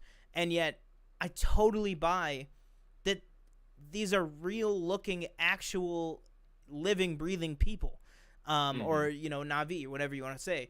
But they all just feel so real. I think Stephen Lang in particular, I think, gives an even better, even more dynamic performance in this movie than he did in the first one. And I think the same thing with Sam Worthington. I really, really liked Jake Sully in this movie. I liked his look. I think he looks way more weathered and older and wiser, and I think that that's very intentional. But I think it all comes through very well. I know we've talked about, I think one of the only things for me that didn't work that well was probably the Sigourney Weaver, just her voice, which I think that's a very minor nitpick to me. But really, other than that, I mean, to say, yeah, it's got a simple story, that's not what these movies are about. You know what I mean? Like, realistically, these movies are about the characters and the world and the technology. So when people are going, expecting, and I'm not saying if you had an issue with the story or if anyone out there has an issue with the story, you're wrong. I'm just saying I don't really think that it's the main priority for these movies. I kind of feel it's like the opposite of what people sometimes complain about the MCU is they go, well, it doesn't matter that the MCU has a great story. Shouldn't it all look great too? Like for the people that say, oh, it's all gray or whatever you want to say. And it's like, well, the ideal is to have both. But I feel like Avatar is kind of the opposite spectrum of that. Avatar looks exceptionally good. I mean, it just looks breathtaking. But sometimes the story, I think, lacks, not because of it, but just lacks because it's not really that big of a deal, in my opinion. I'm not looking for this to be Citizen Kane or Rocky or, Lord of the Rings or something. Like, I'm just looking to be entertained. We had that great mic drop moment with Jake where, he goes, I'll just keep coming for you. And the music drops out and he goes, well, let's finish this right now. And it's like, I can root for Jake Sully as an amazing action hero. That's kind of all I need from these movies, to be honest. But let's jump into spoilers, full-fledged spoilers for this movie to close out here. So if anybody has not seen Avatar: The Way of Water yet, and would still like to, and would not want to be spoiled by it, go ahead and click off now. But for me, I think the emotional weight of this movie is like the Earth compared to the moon of the first one. Like, and this is full on spoilers. Boom, boom, boom. Spoilers. The end of the movie, when their son dies, I didn't feel super overwhelmed and emotional when he died. I felt moved when he died. I was like, oh my God, I couldn't believe it when he died. But then really what got me tearing up, quite frankly, and super emotional is then after the battle when they hook up to the life tree again, and they have that moment where sees him as a little kid. That scene wrecked me. Like absolutely wrecked me in the theater. I was like crying at that when he was like, "Oh, Dad, I caught the fish. Are you proud of me?" And he's like, "Yeah, buddy, I'm proud of you." And he's dead. I was like, "Oh my God!" And there's a shot of it right there in the trailer. I just like they literally show it out of context in the trailer. That's the end of that's that scene at the end of the movie, and it's just so emotional. And also, like I said, I think they did a great job of making Jake Sully this badass action guy, or this badass character that I am rooting for, that I am excited to see what he has to go through next. Whereas the first movie, and I think a lot of that does come down to the writing, because the first movie, just kind of this hothead, Marine type guy. This one, he is more reserved. He's more thoughtful. He's got, this big clan, this big family that he's got to maintain all of their happiness and everything. I think a lot of that just worked for me very, very well. But yeah, do you want to touch on what was the thing that you said did not work for you, or kept it from? Yeah, I mean there was a few things that I one, I'm in agreement with you on the Sigourney Weaver kind of thing. That just didn't really it didn't hit. It did not work for me. And I thought that really kind of, I liked her character. I'm interested in to see where she goes and what comes of her in the next few movies. But the voice was it just took me out of it, whatever she was talking. The ending with the Colonel. Like you said, he has that great line, Jake does, where he's like, "Let's finish it now." I'm like, "Oh shit, here we go."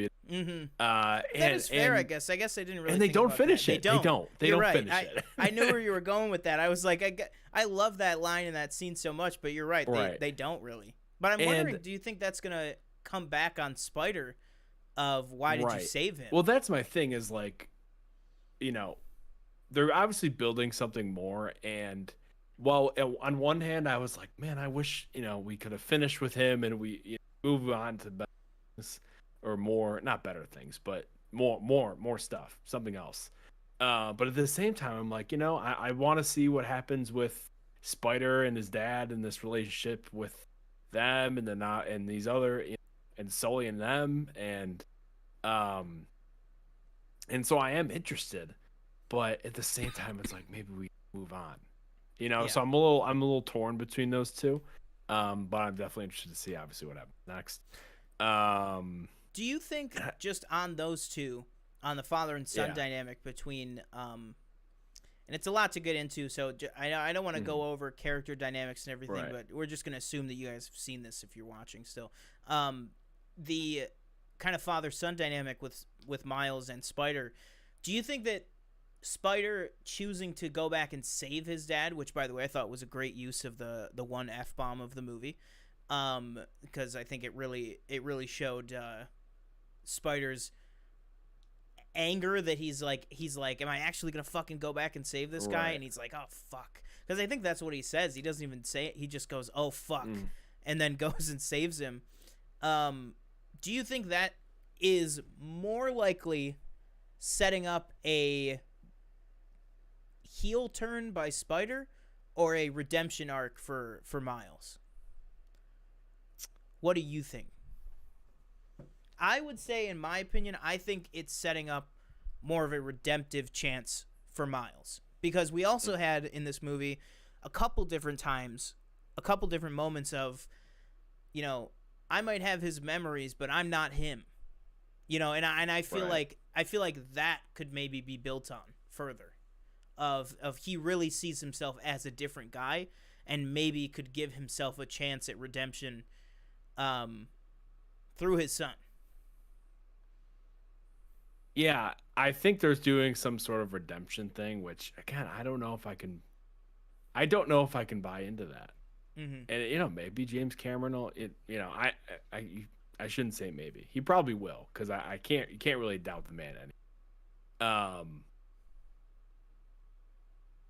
Like right now, I'm not ready to accept any sort of redemption for him, or believe in him in any way, because he's been such an asshole in these two movies. I was very like watching them interrogate that tribe, all those tribes, just like burn their place to the ground. I was like, these guys suck. Like I hate I hate these people or these Na'vi. They're terrible. They're awful. So it's really going to be some heavy lifting for them to get me to believe that he deserves a redemption arc in some way, shape, or form. And yeah, so I'm interested to see what happens with Spider too, because obviously Spider's the only one that knows he's alive at this point. And how do you work that in? And again, Spider was just used as like bait, and he has nothing. He both was sides, fine, because then Neytiri used him as bait at the end. Right. Neytiri That's what I'm talking about him. And he's like, he's like, oh, hey, your mom just, she threatened to kill me. So, what, am I supposed to be fine with that? And I'd be interested to know if that maybe causes some sort of issue with Jake and Neytiri later on, because obviously Jake, has no problem with Spider because he knows that, like, he might not look it, but you got to remember your husband is a human. Like, I mean, I guess he's not, but you know what I mean? Like, your husband was born and raised a human. He is from Earth. Yeah.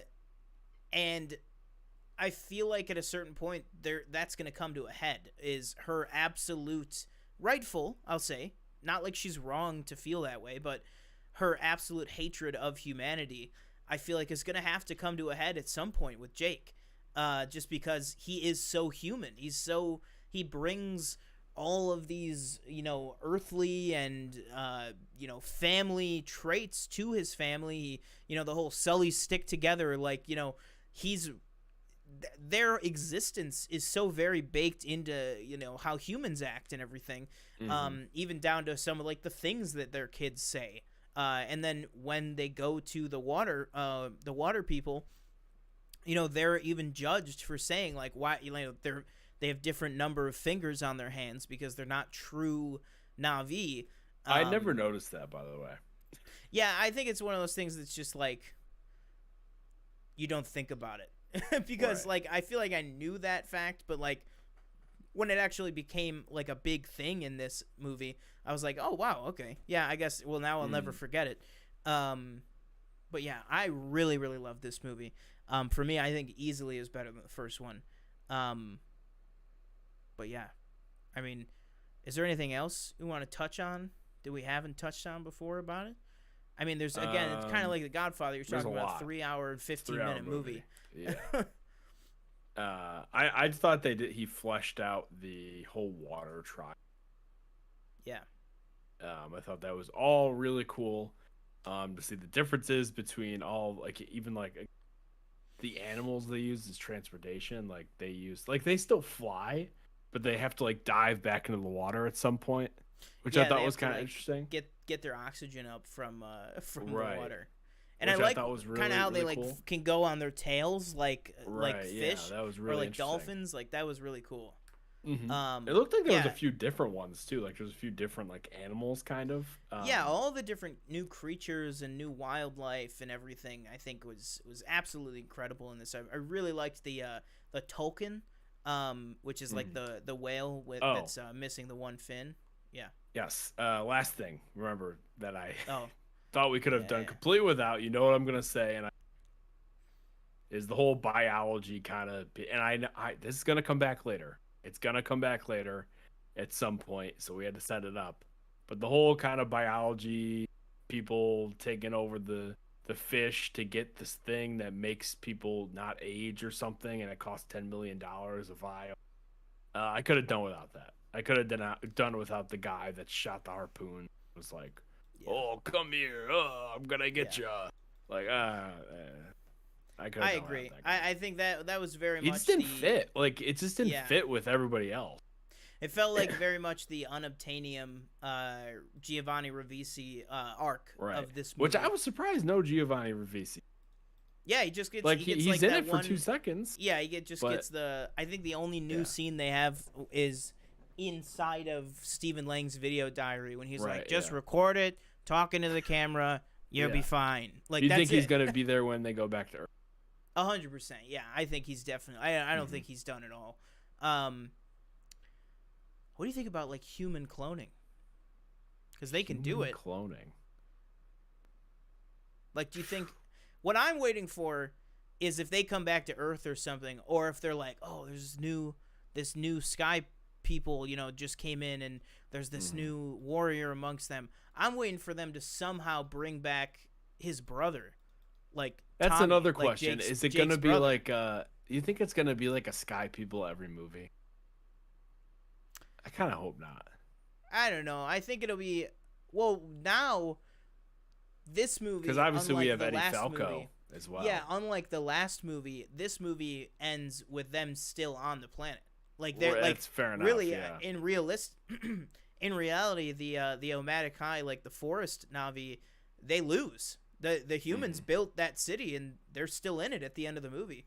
So I think I know what you mean. Like, I don't think it's gonna be like we drive them back and then they come back, and we drove them back and then they come back. I think that they're maybe just there for good now.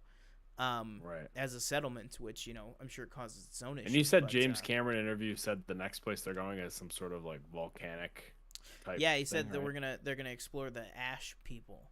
The Ash That's Navi. interesting. The Ash people. Yeah, that'd be. So what would that's be pretty after? interesting. So just to to just take a guess, like what would the next one be? Well, We're if he thinking keeps, elements, obviously. Well, here we go. If he keeps ripping off Avatar: The Last Airbender, book 1 was the wind air. people. Yeah. Well, yeah. Book 1. We'll just say book 1 was the first movie. Okay. Book 2 is water. Book 3 is gonna be fire. And he's already said the 4th movie's going back to Earth. So there you go. Right. Yeah. It's literally gonna be exactly like The Last Airbender. But yeah, I think that'd be interesting. And then I think probably it's gonna be teaming up as many of them as we can, and then maybe at the end of the 3rd movie we're heading back to Earth. I don't know, because they're gonna have to sleep in some Take kind of over Earth. stasis or something. Yeah, that'd be awesome. Yeah, we're That'd be taking your crazy. planet. You imagine if there's like if they get like a choice, like can you like what if you think there would be like a thing where they're like you can become human again or something like that.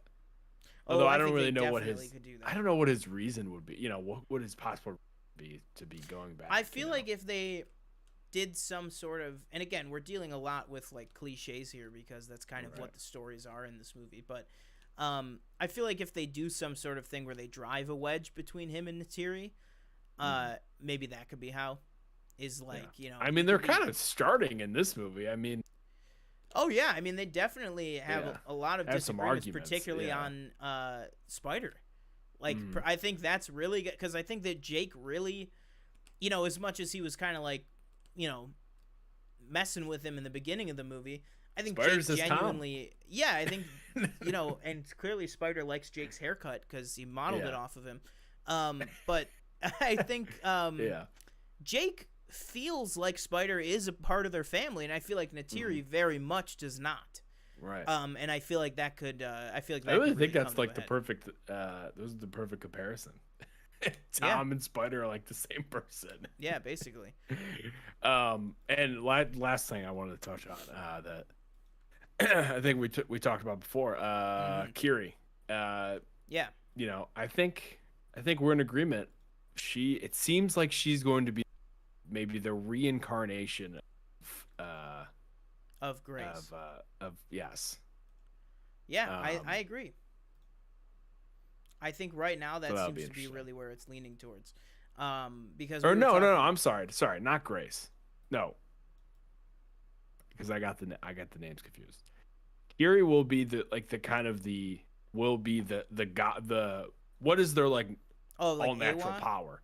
Awa, yes, Yeah. that's what I'm thinking. Kiri is going to be that kind of just Yeah. in Navi form for like me Immaculate personally. That's what I Conception think. through Yes. Grace. Yes. Yeah, I think it's very possible because you got to remember it's the first time a human was ever like hooked up to Awa was Grace, and it kind of she died right in the middle of it, so it almost feels like her consciousness got uploaded and kind of became part of it. So I think there's definitely still more to kind of explore with that Matrix. situation. Exactly. Oh my God! Imagine if they're like, all of Pandora Neo, was just oh. it was VR. Oh my god! Can you imagine the end of the 5th movie? They all He goes, "Whew, that was a fun one." What? The end. James Cameron. that'd be so funny. and then you find out it was just the in-flight entertainment or the onboard entertainment for Titanic. No, the onboard entertainment for the cryopods they're in. So they're just waking up. He's Whoa. like, all right, good morning, Marine. Whoa, it all folds back in on itself. All right, guys, what did you think of Avatar: Way of the Way of Water? Let us know down below all your spoilery thoughts and goodness. We'll post this out in its separate video so that you can have a full spoiler discussion in the comments down below. But until then, guys, thank you so much for joining us for episode 100, talking news, talking box office, Godfather, and Avatar 2. That'll do it for me. I have been one of your hosts, Sean Monk. The last thing I'll leave you with is to make sure you go ahead and give us a follow at the official PFN over on Twitter and Instagram and TikTok. Till then, guys, that will do it for me. I'm another host, TJ Coral. Thank you for watching. Thank you for sticking with another 100 more. Please hit that subscribe button if you haven't. We're approaching 500 or 21 away. Hope to get there by, in the next month or maybe, sorry, I shouldn't say month, next few weeks possibly. Follow us on our social medias, and we will see you next time. Boom.